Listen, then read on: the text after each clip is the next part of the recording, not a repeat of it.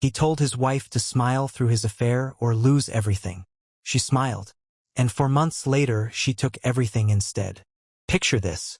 Your husband looks you dead in the eye and says, "I invited my ex to my birthday. Be cool about it or we're done." Most women would scream. Lena didn't say a word. She just smiled, said, "Of course, baby," and quietly hired a private investigator that same week. Because here's what her husband didn't know. His ex wasn't back because she missed him. She was back because his dead father left him $2.3 million he never told his wife about. His own brother was in on it. And the surprise pregnancy his ex was flaunting? Not even his. For months of silence. For months of receipts. And on the night he thought he'd won, in front of every single person he loved, his wife opened 2 envelopes that ended his marriage, his family, and his bank account before dessert was even served. He told her to be cool. She was cool enough to destroy him.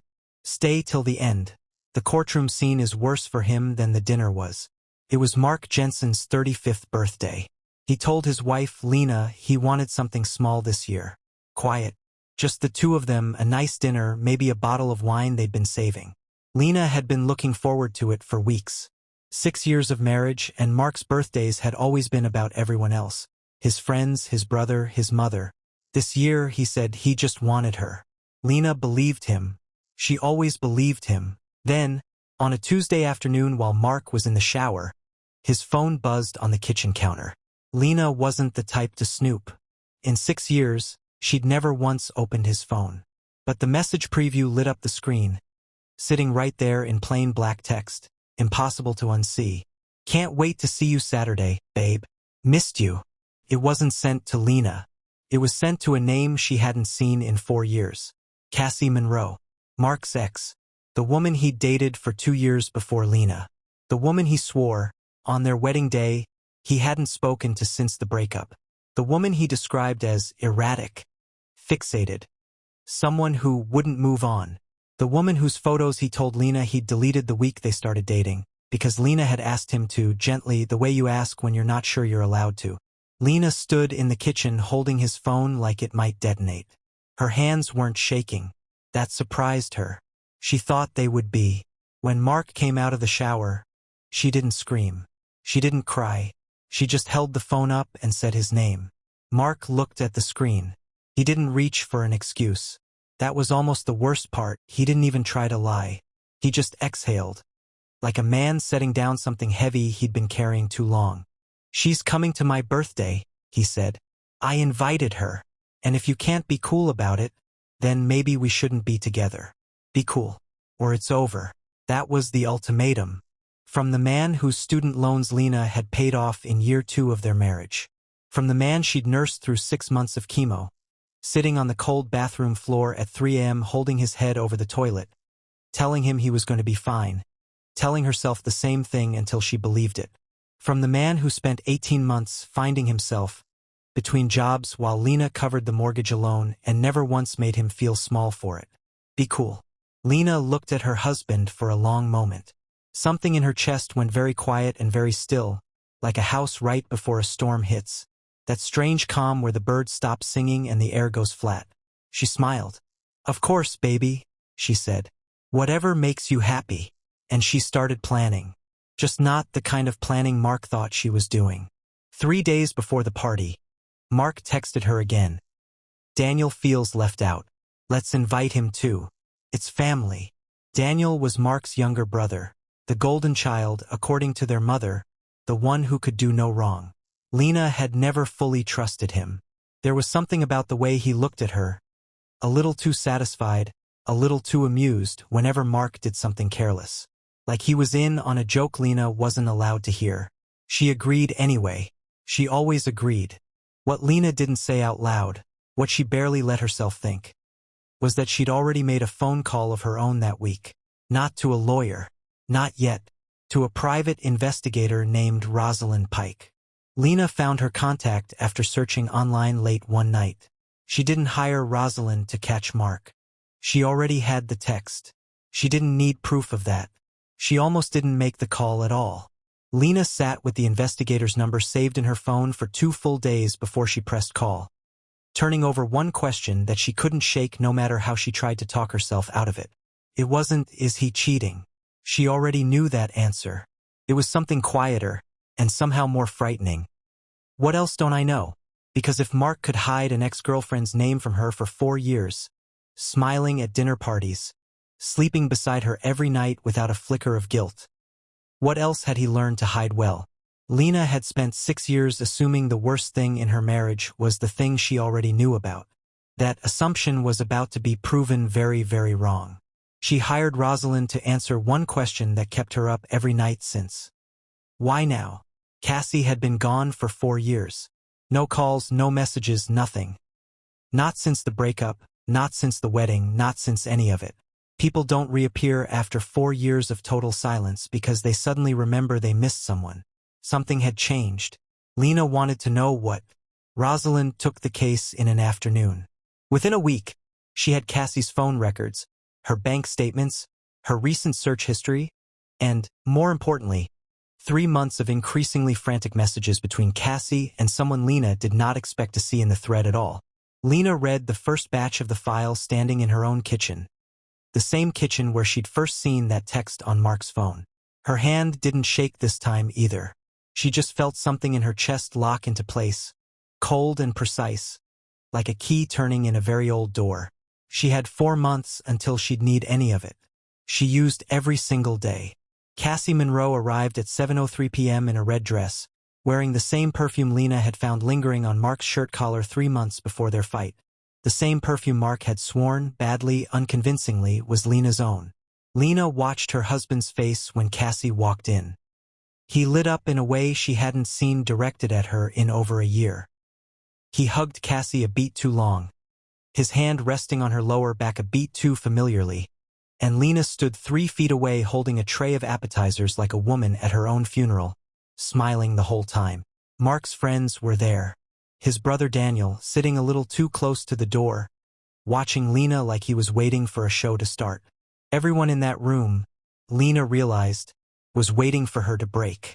Waiting for the crazy wife Mark had warned them about, the one they'd all apparently been primed to expect. She didn't give them the show, because Lena wasn't the one with something to hide.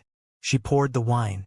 She laughed at Mark's jokes, the same jokes she'd heard 100 times before, and laughed like it was the first. She let Cassie sit beside her husband at the head of the table without a flicker crossing her face. Mark's mother, Patricia, cornered Lena near the kitchen island around 7:45. Wine in hand, voice pitched low and conspiratorial. "You're handling this so gracefully, sweetheart," she said, patting Lena's arm like she was praising a well-behaved child. "Mark always said you'd understand. Family is complicated." Lena smiled and said nothing, filing the comment away with everything else, because Mark always said meant Mark had discussed this with his mother before he'd ever discussed it with his wife. Which meant Patricia had known. Which meant, Lena realized with a small, cold click somewhere behind her ribs, that she was very likely the only person in that entire house who hadn't been warned in advance. At 8:15, under the table, Mark found her hand and squeezed it. He leaned close and whispered, "See? You're being so good. I knew you could do this." Like she was a dog performing a trick he was proud of. Lena squeezed his hand back, softly, warmly, like a woman closing a door very, very quietly so no one hears the click.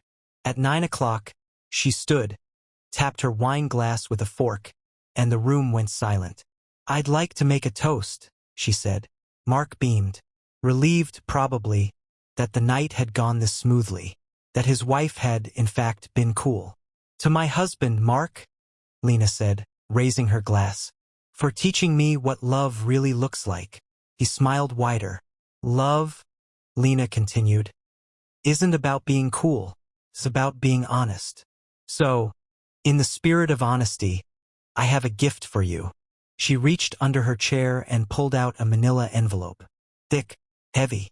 She set it in front of him. "Open it." Mark laughed, glancing around at the table like he expected this to be some kind of joke, a birthday roast, a gag gift. "What is this?" "Open it," Lena said again. Her voice hadn't changed pitch once. Cassie was watching now, very still. Daniel had gone quiet. Mark tore the envelope open, and the contents spilled across the white tablecloth in front of 30 of his closest friends and family. Graphs, hotel receipts, screenshots of texts, bank transfer confirmations. His face drained of every ounce of color it had. The first photo, Mark and Cassie, together on a hotel balcony in Cancun, dated the previous February, the same week he'd told Lena he was at a sales conference in Ohio. The second, a wire transfer confirmation, $15,000, sent from their joint account. Memo line, for us. The third photo made the whole room stop breathing. A sonogram, Cassie's sonogram, 6 months along. And in the father field, typed neatly, Mark Jensen. Nobody made a sound. Lena looked at Cassie. Cassie wasn't surprised. She was smirking, like she'd been waiting all night for this to become her moment. Lena looked at Mark.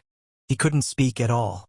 You told me to be cool, Lena said into the silence. So I was so cool I hired a private investigator 4 months ago. So cool I waited. So cool I let you invite the mother of your unborn child into my house, to sit at my table, to eat food I cooked, so that everyone in this room could finally see exactly who you are. Daniel shot to his feet. Mark, what the hell? Mark finally found his voice. You set me up. No, Lena said, calm as still water. You set yourself up. I just stopped cleaning up your mess. Cassie spoke for the first time all evening, chin lifted, playing the part she'd clearly rehearsed. You think this makes you the winner? He's leaving you for me. We have a son together. Lena actually smiled at that. She'd been waiting the entire night for Cassie to say exactly that sentence. Actually, Lena said, you don't. She pulled out a second envelope, smaller, thinner, and set it in Cassie's hands. Cassie opened it with visibly less confidence than she'd walked in with. A DNA test. Her face changed the moment she read the result line. Mark isn't the father, Lena said. Your ex-boyfriend Jason is. I found him. He took the test voluntarily, because unlike Mark, he doesn't have $40,000 in gambling debt. You've been quietly helping him hide. Mark's head snapped toward Cassie. What? Cassie started shaking.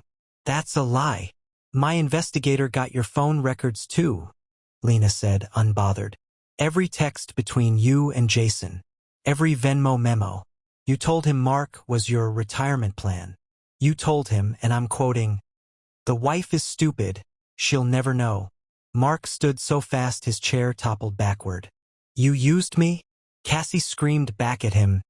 You used me. You told me you'd divorce her. And there it was. The second betrayal of the night, playing out live in front of everyone Mark had invited to watch his wife be cool. Except the affair wasn't even the real headline anymore. Not by a long shot.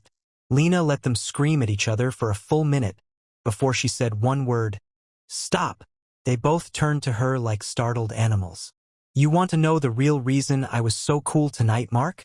He was breathing hard, chest heaving. Why? Because 4 months ago, when I found her perfume on your collar, I didn't hire an investigator to catch you. I hired one to catch her. The room went dead silent again.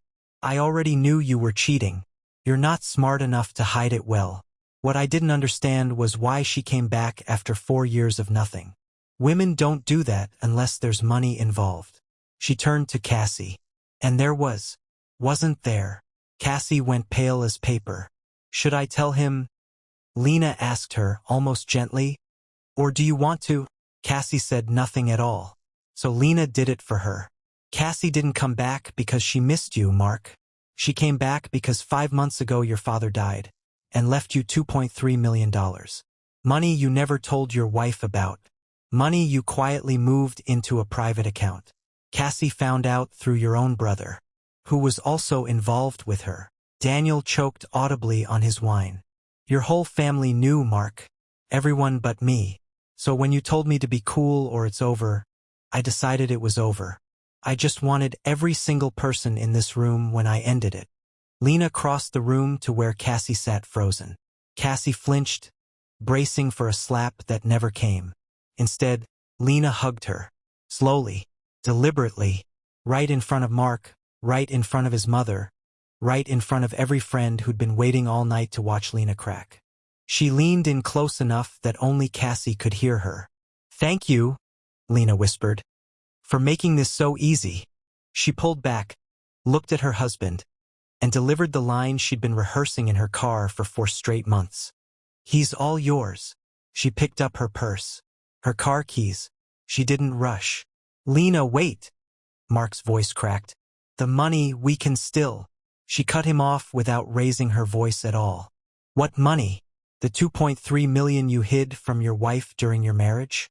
The same marriage where I paid your medical bills while you were too sick to work? My lawyer already filed. In California, that's called fraudulent concealment of marital assets. I get half of everything, Mark, including the inheritance you thought you were so clever about." Cassie shrieked. "That's supposed to be my money." "No," Lena said, already turning toward the door. "It's mine now, because the two of you were too busy congratulating yourselves to notice that the cool wife was the only one in this house who actually read the prenup. And the law." She walked out. Nobody stopped her. Nobody followed. If you've made it this far, drop a comment right now with just one word: cool. I want to see how many of you would have had the discipline to sit through that dinner instead of exploding. And if this story has you hooked, hit subscribe before the next part, because what happens in that courtroom is worse for Mark than anything that happened at the table. Let's keep going.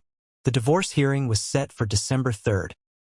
Mark's attorney opened smooth and rehearsed, "Your Honor, my client admits to infidelity. He's human. But Mrs. Jensen orchestrated a public humiliation of her husband in front of his entire family. That speaks to vindictiveness." "Not." Lena's attorney stood before he could finish. "Your Honor, we'd like to submit Exhibit A." It was Daniel's phone. Full forensic download. Every text, every payment, laid out in a binder an inch thick. Lena's attorney read one message aloud, dated 6 months earlier, from Daniel to Cassie. "Mark thinks the baby's his. Don't tell him. Keep him happy until the inheritance clears. Then we're gone. You, me, and the money." The courtroom went completely silent. Mark turned toward his own brother in the gallery. You were in on it the whole." Daniel didn't look up from his hands. The judge addressed Mark directly. "Mr. Jensen, did you conceal $2.3 million in inherited assets from your wife during the marriage?" His attorney started, "We'd like to." Mark cut him off himself quietly. "Yes. In California," the judge said, "that constitutes intentional fraud. Mrs. Jensen isn't merely entitled to half the marital estate. Given the concealment, she is entitled to the full value of the concealed asset, plus applicable penalties." Mark's attorney set his pen down and didn't pick it back up. In the back row, Cassie had started crying. "Not for Mark." Lena's attorney turned to her next. "Ms. Monroe, you're named as a correspondent in a related civil fraud claim. Evidence shows you knowingly accepted transferred marital assets you understood to be concealed from Mrs. Jensen." Cassie's own attorney, a young man clearly out of his depth, tried a last objection. "Your Honor, my client was a victim of Mr. Jensen's manipulation as much as—" The judge cut him off without raising her voice. "Counselor, your client's own journal, entered as Exhibit F, describes Mrs. Jensen's marriage as a blueprint to copy. That is not the language of a victim. That is the language of someone running a plan." The attorney sat back down and didn't try again. Patricia, Mark's mother, was called as a witness for the defense, presumably to speak to Lena's character. Under cross-examination, Lena's attorney asked her a single question. "Mrs. Jensen, did your son discuss inviting Cassie Monroe to his birthday dinner with you before he informed his wife?" Patricia hesitated long enough that the answer was obvious before she even said it out loud. "Yes." The defense didn't call another witness after that. Lena never once took the stand. She didn't need to. The texts did all the talking.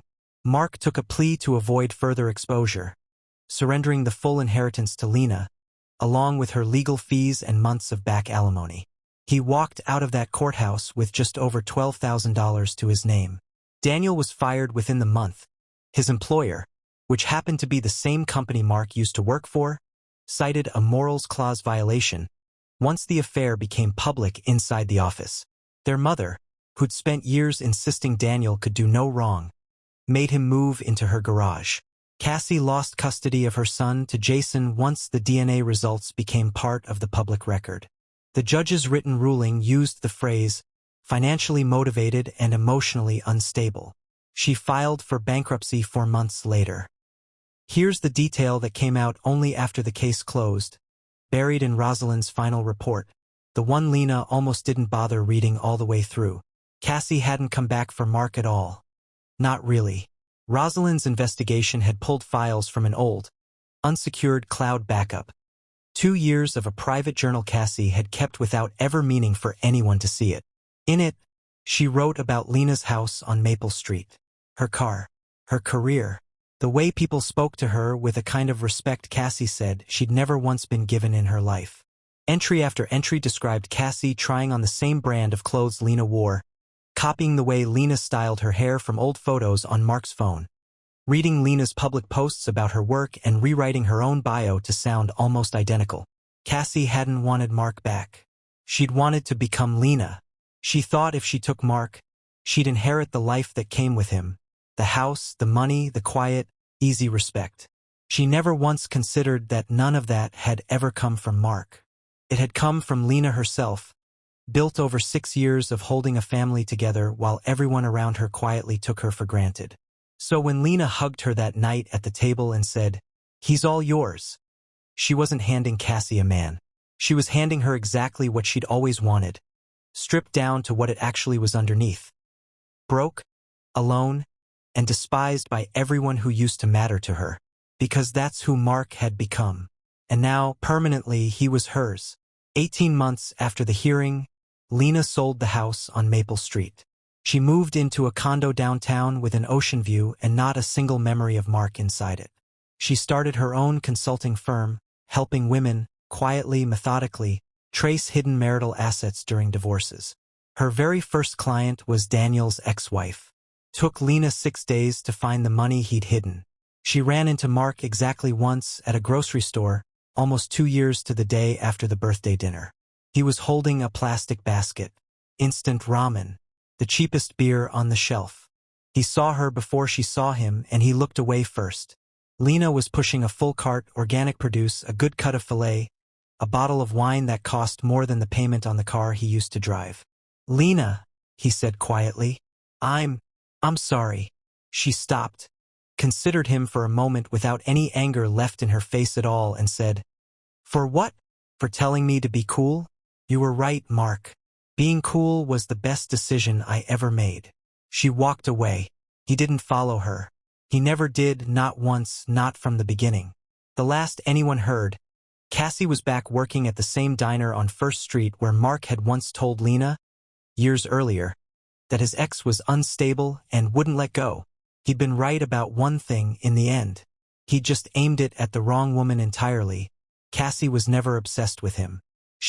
Mark thought he was handing his wife an ultimatum that night. Be cool or it's over.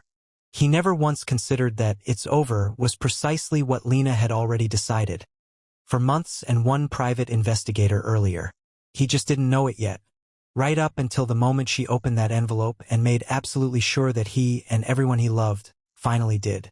People ask Lena sometimes now in the consulting work she does, women sitting across from her at a small conference table, terrified and humiliated in ways that feel too personal to say out loud, how she managed to sit through that entire dinner without breaking.